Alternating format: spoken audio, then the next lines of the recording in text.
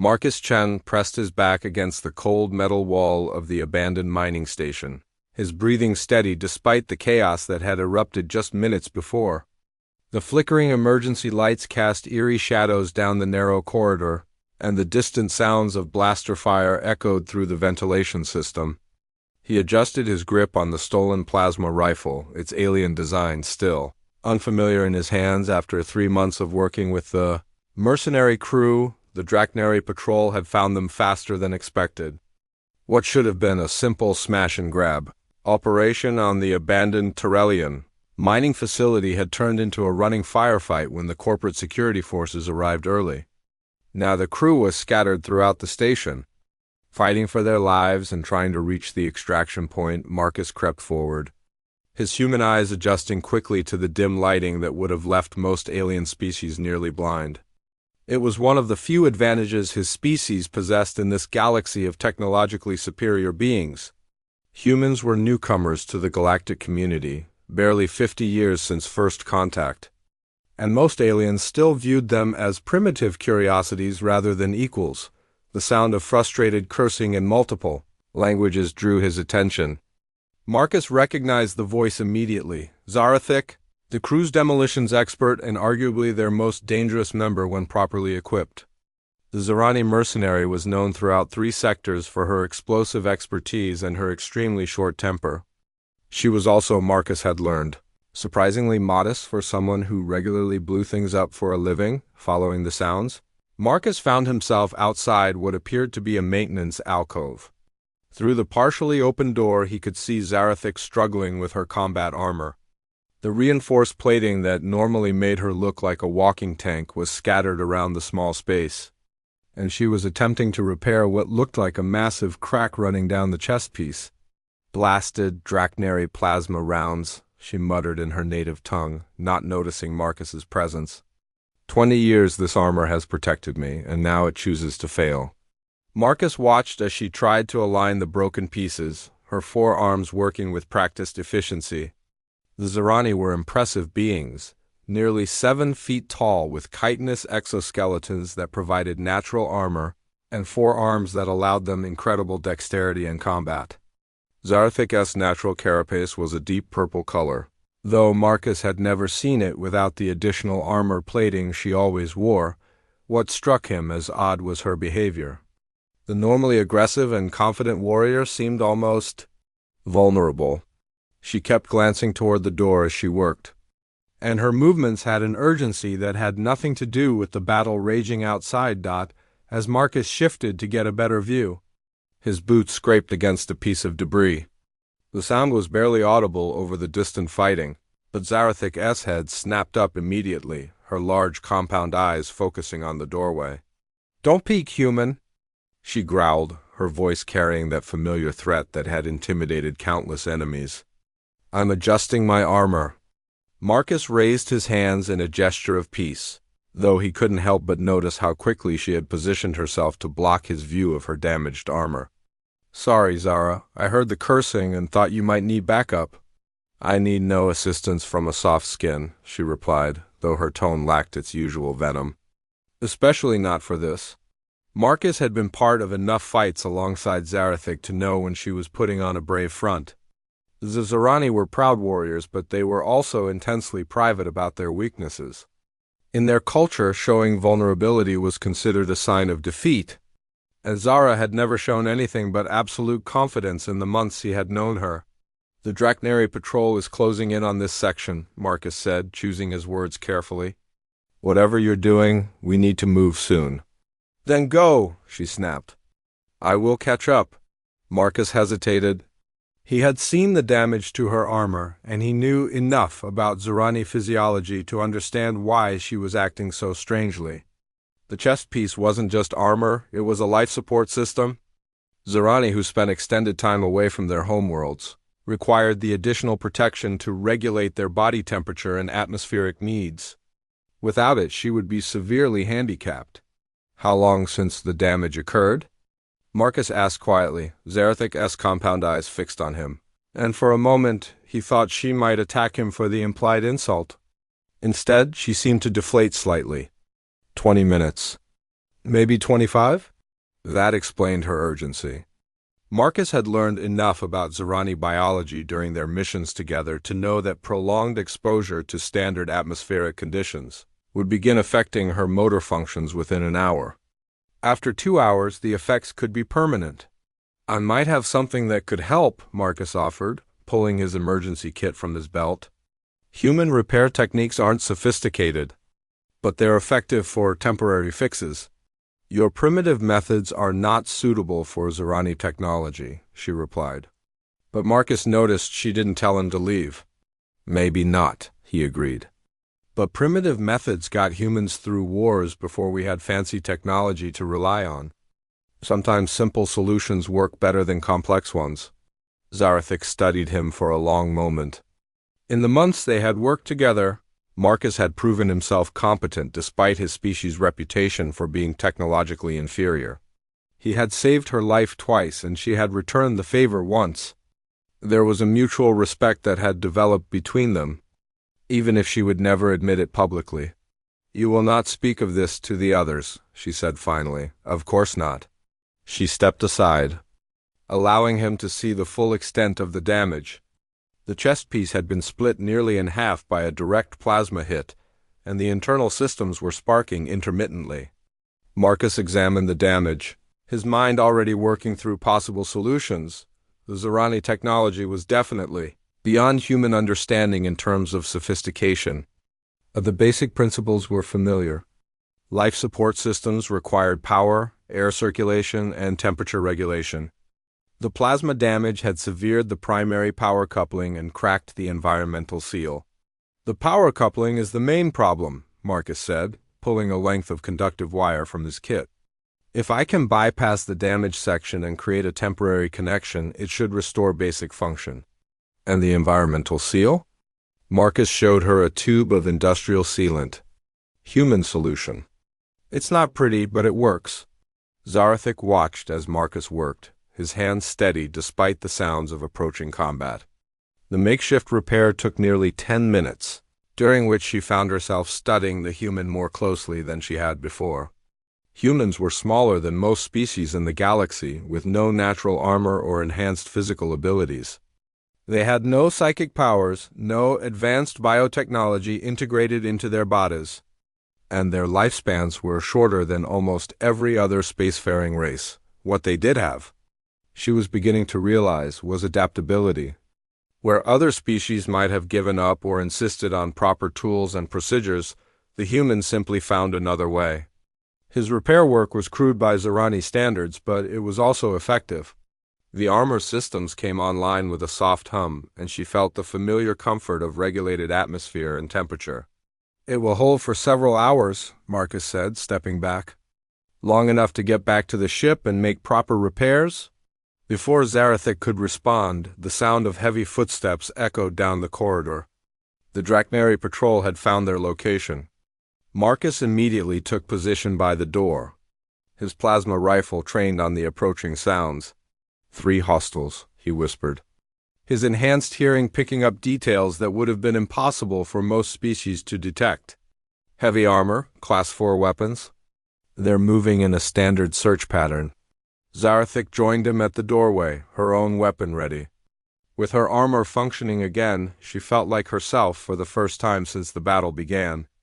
The temporary weakness was forgotten, replaced by the familiar thrill of impending combat. "They will expect us to retreat deeper into the station," she said quietly. "Then we don't retreat," Marcus replied. "We go through them." It was a typically human solution. Direct, aggressive, and completely unexpected. Most species in the galaxy preferred tactical retreats to direct confrontation when outnumbered. Humans, Zarathik had learned, preferred to create their own advantages. The first Draknari soldier rounded the corner cautiously, his rifle sweeping the corridor. Marcus waited until the alien was completely exposed before firing, the plasma bolt striking the soldier's chest plate and sending him spinning into the wall. The second soldier tried to provide covering fire for his fallen comrade, but Zarathik was already moving, her forearms allowing her to maintain suppressing fire while advancing. The third soldier attempted to retreat and call for reinforcements, but Marcus was faster. In a display of speed that surprised even Zarathik, the human sprinted down the corridor and tackled the larger alien, using the momentum to drive them both to the ground. The Dracnary's weapon went flying, and Marcus's combat knife found the gap between helmet and chest armor before the alien could recover. The entire engagement lasted less than 30 seconds. Well, Zarathik said, stepping over the fallen soldiers, that was efficient. Martsu.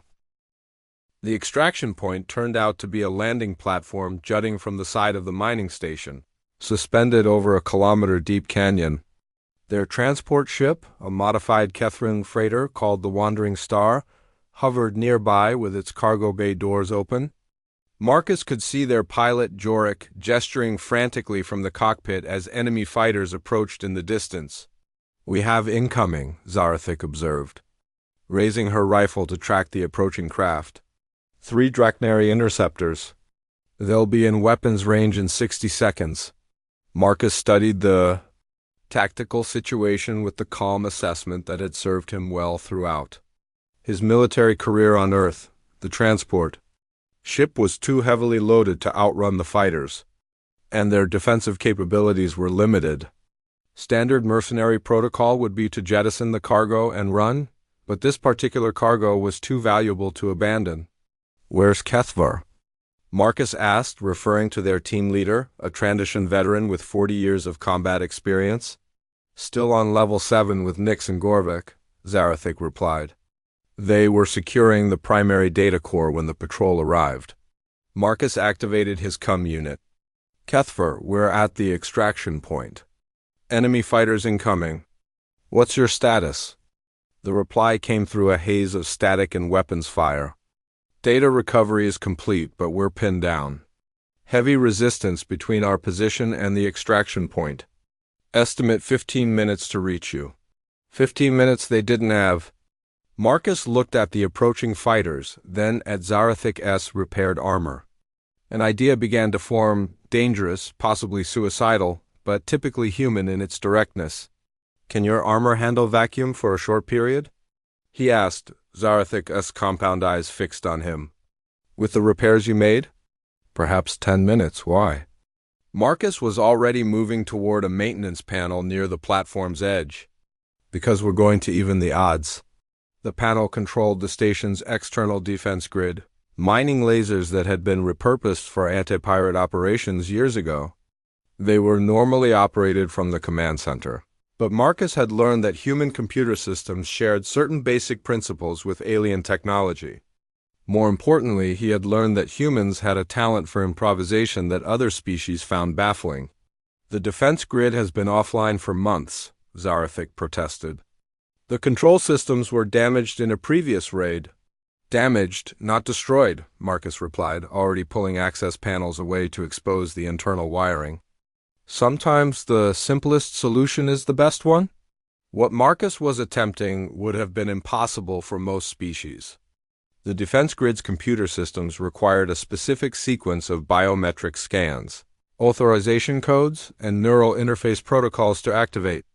However, Marcus had learned something during his months with the crew that even Zarathik didn't know. Humans were naturally resistant to most forms of alien computer security. It wasn't that human technology was superior. Quite the opposite.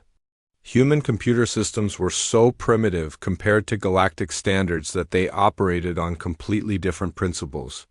This made them immune to most sophisticated security measures, which were designed to prevent access by advanced alien minds. Marcus bypassed the biometric scanners entirely, connecting directly to the core control circuits with a length of copper wire from his repair kit. The system tried to scan his neural patterns and failed, interpreting the failure as a maintenance override. Within minutes, he had full access to the defense grid's targeting systems. "Impossible," Zarathik breathed as the massive laser turrets began rotating into position. "How did you ... Trade secret," Marcus replied with a grin that would have been distinctly predatory if Zarathik had understood human facial expressions. "Besides, primitive methods, remember?" The first Dracnary fighter came into range just as Marcus finished the targeting sequence. The mining laser was designed to cut through solid rock, Not combat-grade armor, but physics was physics regardless of species. The concentrated energy beam struck the fighter's port wing, causing it to spiral out of control into the canyon below. The remaining two fighters spread out, trying to avoid the laser's firing arc while closing for attack runs on the transport. Marcus tracked them with the same calm precision he had once used to operate artillery during the Terran border wars. Few beings in the galaxy knew that humans had spent most of their technological development period fighting each other, making them uniquely experienced in the practical applications of warfare. The second fighter exploded in a brilliant flash as the laser found its target. The third pilot, showing wisdom that his comrades had lacked, immediately changed course and retreated beyond the weapon's range. "Most impressive," a familiar voice said behind them. Marcus turned to see Kethver emerging from the station's interior, followed by Nix and Gorvac. The team leader was an imposing figure even by galactic standards, nearly 8 feet tall with natural armor plating and the kind of presence that commanded respect from hardened mercenaries. Nix was their tech specialist, a Veltari whose multiple tentacles could interface directly with computer systems. Gorvac was pure muscle, a Korgan whose species was renowned for their strength and endurance. "How did you reach us so quickly?" Zarathic asked. "Our human friend's activation of the defense grid provided an excellent distraction," Kethver replied. "The Draknari forces retreated to regroup, giving us a clear path to the extraction point." Gorvac was staring at the destroyed fighters with something approaching disbelief. "The defense grid has been non-functional for 8 standard months. Our intelligence was very specific about that point." "Intelligence can be wrong," Marcus said simply. "Sometimes it pays to check for yourself." As they boarded the transport, Marcus noticed the way the other crew members looked at him. There was a new respect in their eyes, mixed with something he couldn't quite identify. It took him several minutes to realize it was wariness. By galactic standards, what he had accomplished should have been impossible. Humans weren't supposed to be capable of such technical improvisation. The flight back to their base of operations passed in relative silence. Marcus spent the time reviewing the mission data they had recovered, while the others discussed their next assignment in low voices. He was beginning to understand that his actions had consequences beyond the immediate tactical situation. The base was hidden in an asteroid field in neutral space, a collection of pressurized habitats and docking bays carved into the larger rocks. It served as home to perhaps 24 beings of various species, all of whom made their living on the edges of galactic law. As they docked, Marcus could see several crews preparing for their own missions. "Marcus," Kethver said as they prepared to disembark. "A word." The team leader led him to a quiet section of the docking bay, away from the others. Kethver's species communicated as much through scent as through words, and Marcus had learned to recognize the subtle chemical signals that indicated the Trandoshan's mood. Right now, those signals suggested confusion and concern. "In 40 years of military service and mercenary work," Kethver began, "I have seen many impossible things. I have fought alongside beings who could manipulate matter with their thoughts, warriors whose bodies could regenerate from fatal injuries, and technicians who could interface directly with quantum computer systems." Marcus waited, sensing there was more to come. "What I have never seen," Kethver continued, "is a member of a primitive species accomplish what you did today. The defense grid required authorization codes that should have taken our best technician hours to bypass. You accomplished it in minutes using methods that should not have worked." "Sometimes simple solutions are the best ones," Marcus replied, using the same words he had spoken to Zarathic. "Simple solutions, yes. But what you did was not simple. It was innovative in ways that suggest your species possesses capabilities that the galactic community has not recognized." Marcus considered his response carefully. Humanity's reputation as a primitive species had served him well during his time with the crew. It allowed him to observe and learn without being seen as a threat. But it also meant that his contributions were often dismissed or overlooked.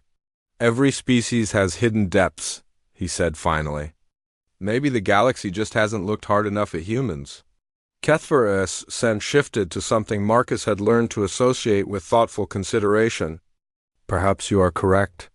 However, there are those in the galaxy who do not appreciate surprises, especially from species they consider inferior. Your actions today will be noted. Noted by whom? The Drachnari will want to know how their security was compromised. The mining corporation will want to understand how their impregnable defense grid was reactivated. And there are others, government agencies, corporate interests, criminal organizations who pay well for information about emerging threats. Marcus felt a chill that had nothing to do with the asteroid base's environmental systems. Are you saying I've made enemies? I'm saying you have revealed capabilities that will attract attention. Whether that attention comes from enemies or potential allies remains to be seen. As if summoned by their conversation, Nyx appeared from around a storage container, his tentacles writhing with the excitement that indicated important news. Kethver, we have a priority message from the client. They are very pleased with the data reco. The Cerberus research station hung in the void like a dying star, its hull breached in dozens of places and its lights flickering intermittently. Marcus studied the massive structure through the wandering star's viewports, noting the patterns of damage that told a story of systematic destruction rather than accident or equipment failure.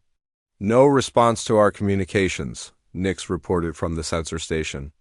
Life support appears to be functioning in approximately 30% of the station's sections, but I'm detecting no life signs. What about the research data? Kethver asked. The team leader had been unusually tense during the 3-day journey to reach the station, and Marcus suspected their client had provided more information than they were sharing with the crew. The core data storage appears intact, Nyx replied, his tentacles dancing across the control interfaces. However, accessing it will require physical connection to the station's main computer core. Gorvek studied the damage patterns with the eye of a veteran warrior. This was not equipment failure. The hull breaches are too regular, too precisely placed. The station was attacked. By whom? Zarathik asked. There are no weapon signatures, no debris from attacking ships. If this was a military assault, where is the evidence? Marcus had been wondering the same thing. In his experience, space battles left distinctive marks, radiation signatures from weapons fire, debris from destroyed vessels, residual energy patterns from shield interactions. The Cerberus station showed none of these indicators, yet the damage was clearly intentional. Maybe the attackers didn't use conventional weapons, Marcus suggested. What was this station researching? Kethver's scent shifted to the chemical combination Marcus had learned to associate with reluctance to share information. The client's brief mentioned xenobiology research, advanced life form analysis and containment. Containment of what? Zarathik demanded. That information was classified above our clearance level, Kethver admitted. However, given the current situation, I believe we can assume the containment procedures failed. The implications of that statement settled over the crew like a cold blanket. If the research station had been studying dangerous alien life forms, and if those life forms had somehow escaped containment, then they were walking into a situation that standard mercenary protocols were not designed to handle. We should abort, Gorvik said bluntly. If the station's security was breached from the inside, we lack sufficient information to proceed safely. The client is paying us 1,000,000 credits for data recovery, Kethver replied. That level of compensation suggests the information is worth considerably more than our lives. Or that the risk is considerably higher than normal, Marcus observed. Either way, we're going in. As they approached the station's docking bay, Marcus noted additional details that troubled him. The damage to the hull wasn't random. It followed a pattern that suggested intelligence behind the destruction.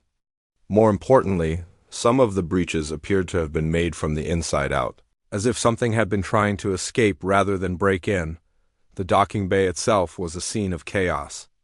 Emergency bulkheads had sealed most of the major breaches, but debris floated freely in the reduced gravity.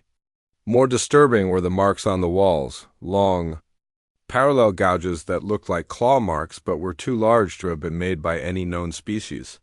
Stay together, Kethver ordered as they entered the station. Standard formation? Marcus, you take point with sensor sweep. Zarathik, watch our rear. Gorvik and Nyx, cover the flanks. Marcus activated his portable scanner and began mapping their route toward the central core. The station's layout was standard for a research facility, but the life support readings were erratic. Environmental controls were functioning, but the atmospheric composition kept fluctuating in ways that suggested damage to the filtration systems. Oxygen levels are dropping in Section 7, Marcus reported. Nitrogen is spiking in Section 12. Something is interfering with the atmospheric processors. Could be system damage, Nyx suggested. But his tentacles were writhing in patterns that Marcus had learned to associate with anxiety. They made their way through corridors lined with research laboratories, most of which showed signs of hasty evacuation. Equipment had been abandoned mid-experiment, and personal belongings were scattered as if people had fled without taking time to collect their possessions. But there were no bodies, no signs of violence beyond the damaged equipment. Where is everyone? Zarathik muttered, her weapon tracking across empty doorways. A station this size should have had a crew of at least 200. Marcus was beginning to form a theory, but he needed more information before sharing it. The pattern of damage, the atmospheric irregularities, and the complete absence of crew. Members suggested something that his military experience had taught him to recognize, but it was something that shouldn't have been possible in a research. Environment. The central computer core was located in the heart of the station, protected by multiple security barriers and environmental seals. As they approached the core chamber, Marcus's scanner began detecting something that made him stop abruptly. "Wait," he said, holding up a hand to halt the team. "I'm reading biological signatures ahead. Multiple contacts, but they're not showing up as any known species. How many?" Kethfer asked, his hand moving to his weapon. "Difficult to determine. The signals are ... strange. They keep shifting, as if they're changing shape." Before anyone could respond, the lights in the corridor went out. Emergency lighting kicked in a moment later, casting everything in an eerie red glow. In that brief period of darkness, Marcus heard something that made his blood freeze, a sound like breathing, but too deep and too rhythmic to be natural. "We're not alone," Gorvik growled, his enhanced vision picking up movement in the shadows. That's when Marcus saw them. At first, they looked like shadows moving against the walls, formless, dark shapes that seemed to flow rather than walk. But as his eyes adjusted to the emergency lighting, he realized they were actually some form of life, unlike anything in the galactic databases. "Shapeshifters," he breathed, understanding flooding through him. "That's why there are no bodies. That's why the atmospheric readings are fluctuating. They don't just kill their victims, they absorb them." "Impossible," Nyx protested. "True shapeshifting requires energy levels that would show up on our sensors." "Not if they're using biological rather than technological methods," Marcus replied. "Look at the atmospheric readings. They're not random fluctuations, they're metabolic byproducts. These things are breathing with the victim's lungs, using their biological processes to maintain form." The creatures seemed to react to his voice, flowing toward their position with predatory intent.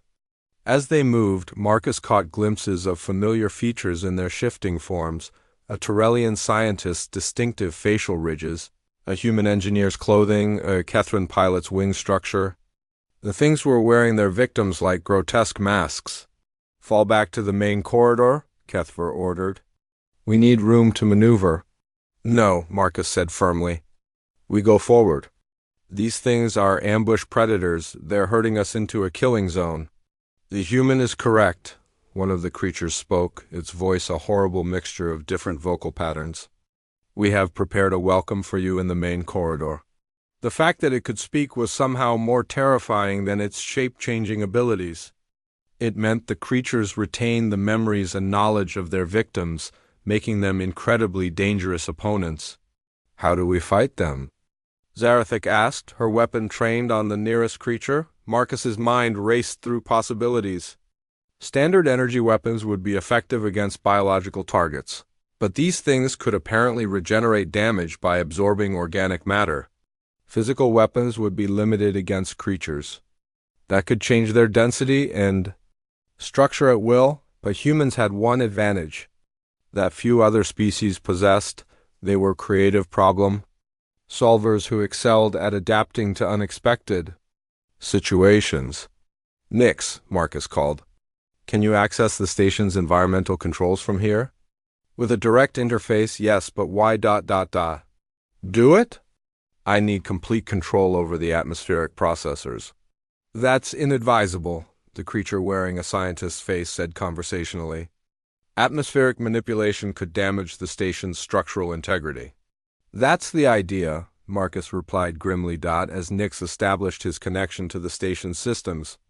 Marcus began implementing a plan that was typically human in its directness and disregard for conventional limitations. If the creatures were biological entities that required specific atmospheric conditions to maintain their shape-shifting abilities, then changing those conditions might level the playing field.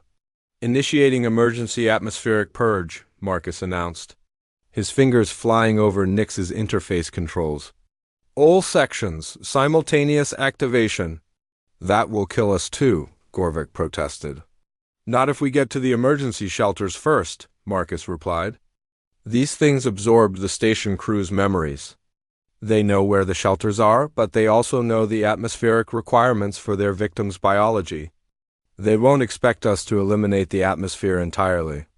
The shapeshifters' forms began wavering as the station's atmosphere was vented into space. Without the specific gas mixture they required to maintain cellular cohesion,